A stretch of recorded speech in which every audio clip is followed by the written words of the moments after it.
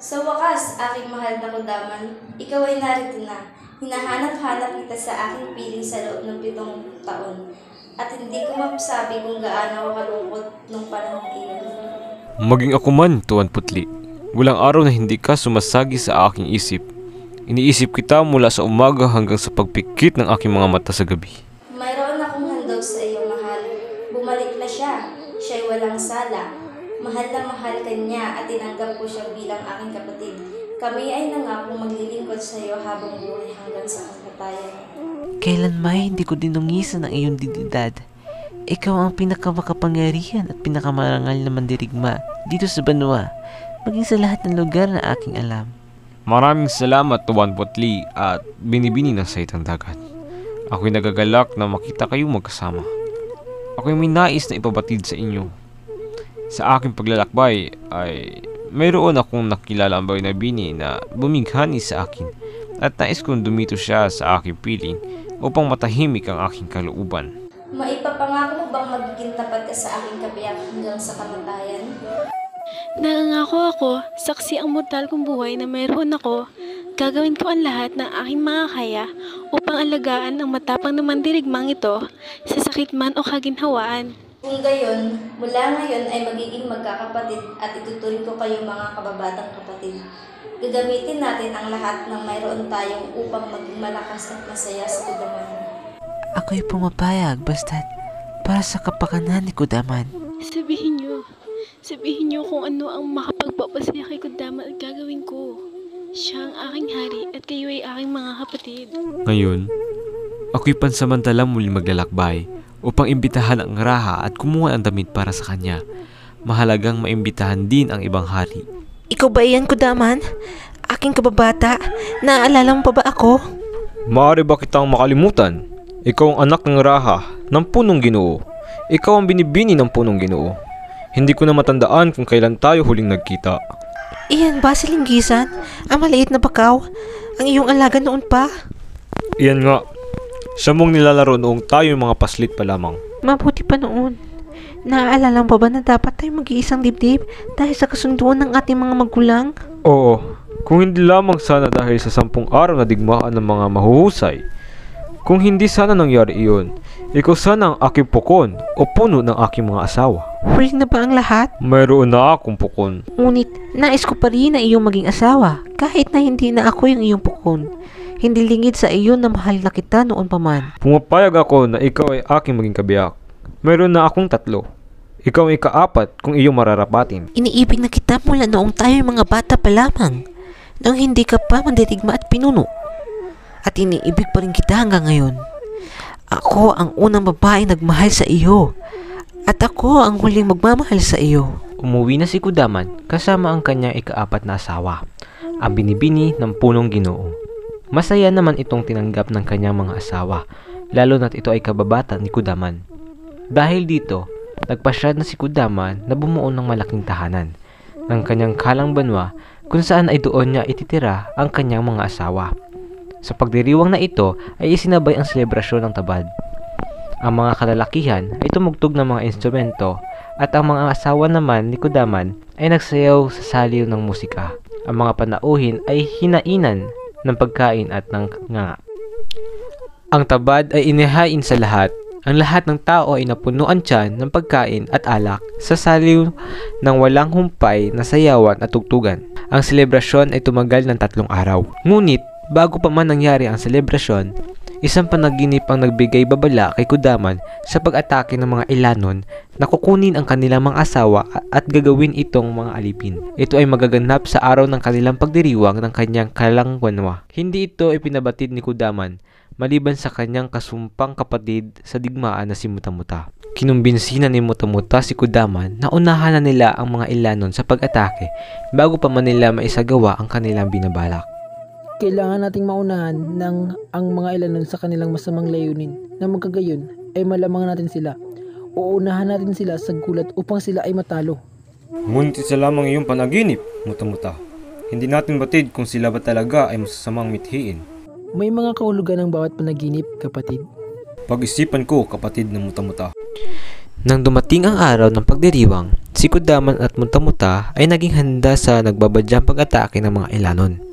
Samantala, narinig naman ng binata ng Alapaap ang musika at tugtugan na nagmumula sa banwa ni Kudaman.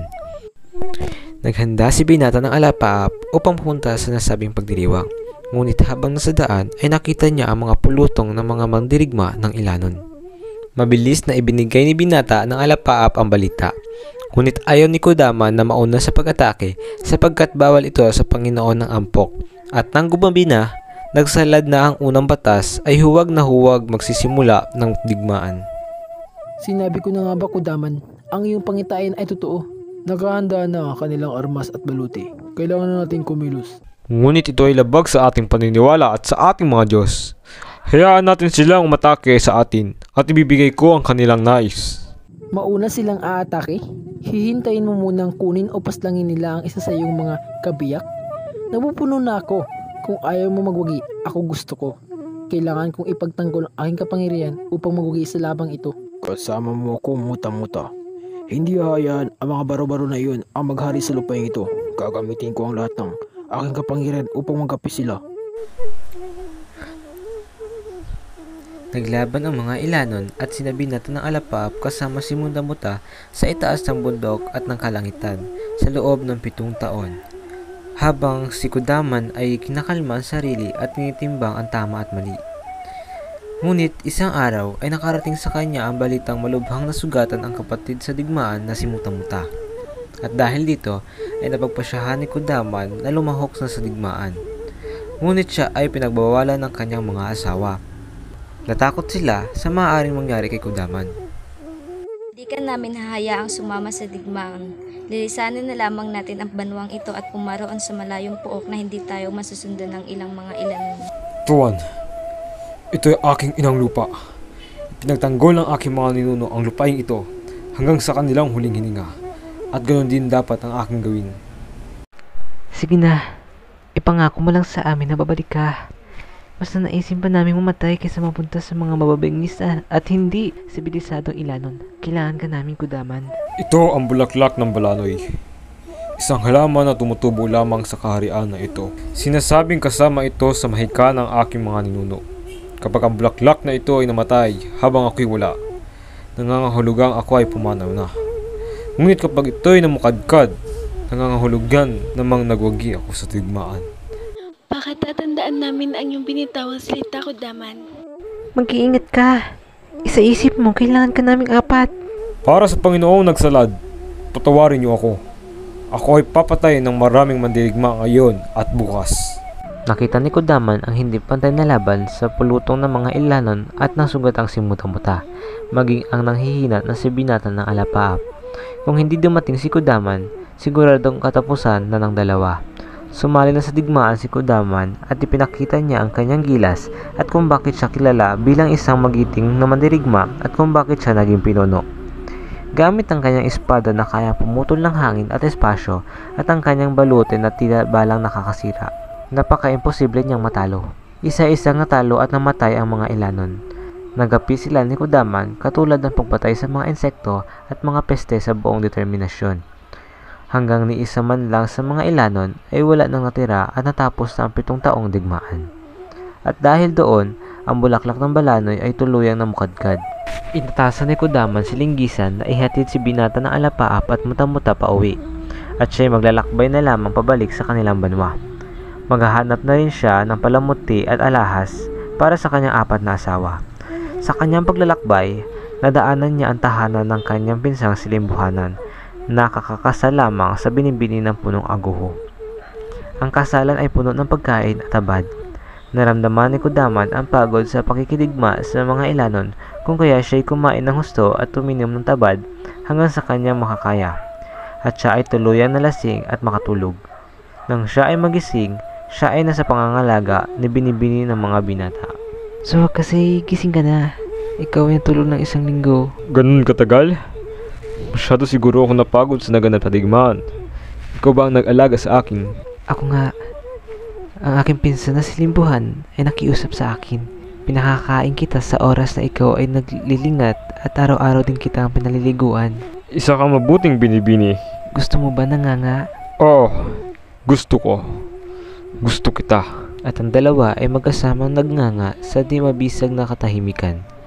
Bilang magkatipan mula ngayon at sa kanyang paglalakbay pauwi, kailangan niyang makipagkita sa dato ng pinakagilid ng daigdig na kilala sa kanyang perlas at alahas. Ibinigay kay Kudaman ang lahat ng kanyang nais para sa kanyang asawa. Sa kanilang darating na pag-iisang dibdib, para sa kanilang gayak sa paglalakbay niya sa tahanan ni Limbuhanan ay makikilala niya ang binibini ng buhangin. Ito ay puno ng mga pasa at sugat. Maaari ko bang malaman ang iyong ngalan? Bakit puno ka ng sugat at pasa sa iyong katawan? Lagi akong sinasaktan ng aking kabiyak sa tuloy ako'y nagkakamali pag sinalalasing. Hindi mo ba mahal ang iyong kabiyak? 3 buwan na ang nakalipas mula nang kami ay maging magkatipan. Kami ay kakasal sa kagustuhan ng aming mga magulang. 2 buwan mula ngayon, ngunit ayaw ko lalo pat ginagawa niya sa akin ang ganito. Sumama ka sa akin. Mayroon akong sariling kaharian. Ngunit yun ay labag sa ating batas. Isa iyang tuning. Ang kaparusahan ay kamatayan para sa babaeng kagaya ko. Kung wala siyang ginagawang mali sa iyo, iyan ay tunang. Ngunit ngayon sa iyong anyo, walang dahilan para manatili ka sa ganitong kalagayan. Ang lahat ng aking asawa ay magaganda at ikaw ay hindi nalalayo sa tamang pagkalinga. Maaari ba kitang maging asawa? Utang na loob ko sa iyo ito. At pag-aaralan kong mahalin ka kagaya ng pagmamahal ng iyong mga asawa. Sandali, at gagawa muna ako ng liham na ipapadala sa kalapati upang malaman ng aking katipan ang iyong desisyon. Ipagtatanggol kita hanggat ako'y nabubuhay. Sumipol sa langit si Kudaman at kapag dakay, tumating ang lilang bakaw na si Linggisan. Inutusan muli ni Kudaman na ihatid si Binibini ng buhangin at binibini ng mga binata patungo sa kanyang banwa. Gumawa ng kasulatan si Kudaman na sila ang mga katipan na ni Kudaman. Babalik si Kudaman sa tahanan ni Limbuhanan upang maimbitahan ang magkabiyak na dumalo sa kanyang kasal at tulungan siyang humanap ng mga gintong singsing para sa kanyang mga asawa. Isa lamang ang paraan upang makakuha ng ginto upang gawing gintong singsing. Kailangan nilang pumunta. Nakarating sa akin na mayroong kambal na anak ang sultan. Nais niya itong ikasal sa ibang hari upang lumawak ang kanyang nasasakupan. Maaari niyang ialok ang kanyang mga anak para sa iyong kaharian. Kaya ko siyang bigyan ng mga mandirigma hanggat gusto niya. Nakarating sa akin na mayroong kambal na anak ang sultan. Nais niya itong ikasal sa ibang hari upang lumawak ang kanyang nasasakupan. Maaari niyang ialok ang kanyang mga anak para sa iyong kaharian. Ano ang kanilang mga pangalan? Ang binibini ng huling antas at binibini ng langis. Narito ang bangkos ng ginto, ngunit dapat mong pakasalan ng aking mga anak. Sila ba'y pumapayag? Ang iyong ngalan ay bukang bibig ng iba't ibang kaharian. Ang mga kwento ng iyong lakas at kagitingan ang kakantahain magpakailanman. Sila bang babae ang hindi papayag na ikaw ay maging katipan? Hindi ako ang tipo ng babae na may gustong kahati sa aking sawa. Ngunit para sa iyo, papayag ako. Heto ang nganga, at mula ngayon, ang daigdig na ito at ang kaharian ni Kudaman, itinuturing na parang isa. Mag-iisang buwan na ngayon, di pa rin tumitila ang ulan. Maging ang hidlat. Inihiling ko na ang binibini ng kalawakan ay tumigil na. Ano ang bumabagabag sa kanya? At bakit niya pinarurusahan ang sangkatauhan? Ang binibini ng kalawakan ay ang narahuyo sa binata ng buwan. Ngunit, ang binata ng buwan ay minamahal ang binibini ng araw. At tuwing ang binata ng buwan at binibining araw ay nagkikita, isang malaking anino ang sumasakop sa sangkatauhan bilang tanda ng kanilang pagmamahal. Kung kaya't naging miserable ang binibini ng kalawakan. Naririnig ko ang inyong pag-uusap, mga mortal. Kayong lahat ay dapat mawaksi dahil sa inyong makamundong kagustuhan. Hindi lahat ng lalaki ay katulad ng binata ng buwan. Sa papaanong paraan ka naniniwala, patutunayan ko sa iyo. Kung kaya mong pausbungin ang buhay sa kabila ng walang tigil na ulan sa ika-11 ng buwan. Naghintay ng 2 buwan si Kudaman bago ang ika-11. Dito gamit si Linggisan ay mangunguha sila ng iba't ibang hayop sa iba't ibang lugar, maging ng puno at mga halaman. Unti-unting umusbong at dumami ang mga hayop, puno at halaman. At mula noon, ang tubig at lupa ay naging simbolo ng buhay. Dahil dito ay nagkaroon ng tag-init at tag-ulan. Ang tag-araw ay sumisimbolo sa kadakilaan ni Kudaman at ang tag-ulan ay ang kapighatian ay binibini ng kalawakan sa binata ng buwan. At tuwing sasapit na ang binata ng buwan ay lalapit sa mundo ang tubig ng kalawakan ay siya pa rin mararahuyo. Ginawa ko na ang iyong hiling. At dahil doon, uusbong ang buhay halos sa buong taon. Kailanman na hindi ito sumagi sa panaginip ko at alam ko na isa ka sa makapangyarihang nilalang ngunit maaari ba kitang maging asawa? Napatunayan mo na ang iyong sarili at dahil sa iyong ginawa, tinatanggap ko na ang iyong hiling. 2 araw na nagniig ang dalawa, isang Diyos at isang mortal. Ang binibini ng kalawakan ay nagdalang tao at biniyayaan sila ng anak. Sa lahat ng aking asawa, ikaw ang kauna-unahang nagdalang tao. Ganoon ba? Kalahating mortal at kalahating Diyos. Nais kong ikaw ang magbigay ng ngalan sa kanya. Ang kanyang magiging pangalan ay Palawan. Siya ang magiging simbolo ng buhay, ng tubig at lupa. Muling sumipol sa langit si Kudaman at dumating nga si Linggisan. Sinigyan nito ng binibini ng kalawakan at ni Kudaman pauwi sa kaharian ni Kudaman. Nang sila ay makalapag sa lupa ng kaharian ni Kudaman, ay biglang nagbago ng anyo si Linggisan. Laking gulat ni Kudaman sa pangyayaring ito. Hindi niya akalaing isang babae pala si Linggisan. Ang tunay kong ngalan ay Kawit. Isa akong diwata na nagbabantay sa iyo noon pa man. Ang aking mga ninuno ay nabubuhay upang paglikuran ang inyong angkan mula sa iba't ibang henerasyon. Kami ay ang likas ninyong asawa. Ang pinagsamang dugo ang angkan ng mga hari at magigiting na mandirigma. At bakit mo sinasabi sa akin ngayon ito? Napag-alaman ko ay kakasal ka na sa siyang mong asawa. Ngunit dahil sa iyong pagtatapat, marahil ay maging 10 na. Kung nais mo mapanatili ang angkan ng mga hari sa iyong dugo, kailangan natin itong gawin. Linggisan, buong buhay ko ay kasama kita. Sa aking palagay ay karapat-dapat kang maging aking asawa. Buong buhay kita pinagsisilbihan kahit na wala pa ang siyang mong asawa. Mahalaga ka sa akin. Ang ating buhay ay magkarugtong. Kapag ikaw ay namatay, ako'y mamamatay din. Ito ang kapalaran ng ating lahi at ng mga ninuno. Mula pa noon, ang diwata ay magiging bakaw upang paglingkuran ang mga mandirigma at hari sa kanilang paglalakbay. Hindi ko akalain na ganito ka kaganda. At sa wakas, ang pinakahihintay na kasal ay sumapit na. Lahat ng asawa ni Kudaman ay naroon. Sa araw na iyon ay puno ng perlas at mga alahas ang kanyang 10 na asawa na binigyan ng makukulay na kasuotan. At sila ay naging sentro ng atensyon. Ang mabaylan ng mandaraos ng seremonya ay silimbuhanan na mayroong 10 gintong singsing na mula kay Kudaman. Ang ritual na bigay ay nagsimula na. Ito ay tradisyon kung saan maghahandog ng kayamanan ang babae para sa kanyang asawa, kapalit ng pagbibigay ngalan gamit ang angkan ng lalaking asawa. Ang ngalan ko ay Tuwan Putli at ang aking handog ay ang regalo ng Panginoon na kung saan ay mahika at mirakulo ay darating sa oras ng pangangailangan. Ako ang binibini ng saitang dagat. Ang aking bigay kaya ay ang regalo ng karagatan. Ang iyong angkat ay hindi mawawala ng ilang isda magpakailanman. Ako ang binibini ng punong Ginoo. Ang iyong lupa ay magiging mayaman sa mga puno sapagkat ang ihahandog ko sa iyo ang handog ng mga puno. Ako ang binibini ng lunting punay. Ibibigay ko sa iyo ang handog ng mga hayop. Ang iyong lupa ay magiging mayaman sa iba't ibang uri ng mga hayop at hindi matatagpuan sa ibang lupain. Ako ang binibini ng mga binata.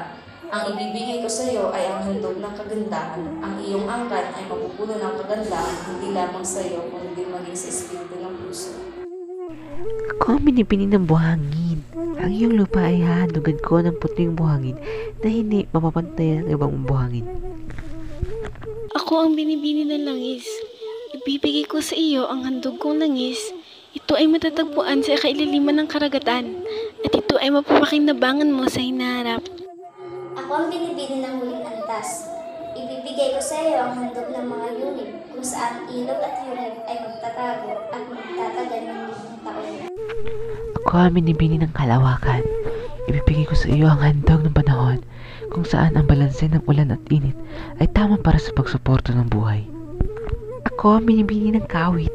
Ibibigay ko sa iyo ang handog ng mga ibon kung kung saan ang kalayaan ay matatamasa labas sa mga di kilalang tao at ito ay mananatili hanggang may madatirang pang mga ibon. Ang ritual ay ang bulon o ang kasal kung saan ang asawang lalaki ay sumasayaw habang napapalibutan ng kanyang mga asawa at isa-isa niyang nalagyan ng itim na abo sa kanilang noo kasabay ng pagsusuot niya ng singsing sa kanyang mga asawa. Nang matapos na ang lahat ng mga utos, oras na upang sumayaw ang mga asawa sa saliw ng musika at nang matapos ito, saka pa lamang inihanda ang 180 tabad. Ang lahat ng lalaki at babae ay uminom. Ang mga asawa naman ni Kudaman ay nasa gitna ng selebrasyon. Si Mumuta na ama ni Tuan Putli ay ibinaba ang hatol laban sa salang tunang o agaw sa pagitan ni Kudaman at binata ng Alapa. Natapos na ang pagpasya. Ang salang tunang labang sa aking anak na si Tuan ay napagpasya na. Ang tunang ay walang bisa dahil sa katotohanan ang binata ng Alapaap ang unang narahuyo sa binibini ng Saitan Dagat. Ngunit bawal pa rin sa ating batas na sumama sa ibang lalaki hanggat ito ay may katipan pa kaya't ito ang aking pasya. Ako si Mumuta, ama ni Tuan Putli, hinahatulang hatiin sa dalawa si Tuan. Ang bawat piraso ay mapupunta sa magkabilang panig. Hinati ni Kudaman si Tuan gamit ang kanyang sundang. Nahati si Tuan sa dalawa at lumabas na para bang siya'y lumabas na kambal na Tuan Putli. Ngunit mas lalo pang gumanda at bumata. Muli na namang umulan ng tabad sa handaan hanggang sa isa-isa silang nalasing. Tumayo si Kudaman at kinuha ang atensyon ng lahat upang may sabihin. Kailangan kong makita ang sultan ng araw upang makita ang hinaharap. Nais kong magnganga roon. Ako'y muling aalis para sa isang paglalakbay. Narito ang bulaklak ng balanoy. Kapag ito'y namukadkad, ako'y nagtagumpay na makita ang hinaharap. Ngunit kapag ito'y namatay, maaaring ako'y nasunog ng sultang araw. Hiniling ni Kudaman sa asawang si Kawit na magpalit ng anyo bilang isang bakaw na silinggisan. Ang malakas na mandirigma ay sumakay rito pataas ng pataas hanggang sa hindi na sila matanaw sa ulap. At mula noon, ang bulak ng balanoy ay hindi pa namamatay o namumukadkad. Ang kanyang mga asawa naman ay matyagang naghintay sa pagbabalik ng kanilang kabiyak na si Kudaman. The End.